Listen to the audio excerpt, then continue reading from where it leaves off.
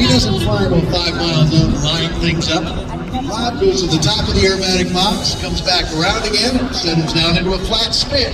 So there's the runway, there's the other end of it, there's the other end of the runway, there you are, there's the other side of the field, and there's the runway again, so I think I got this.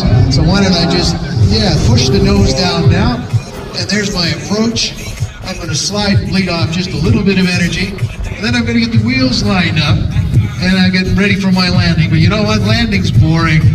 Out of it flying. Now twist the airplane around in a couple of shorter rolls and comes out on the 45-degree angle, inverted again.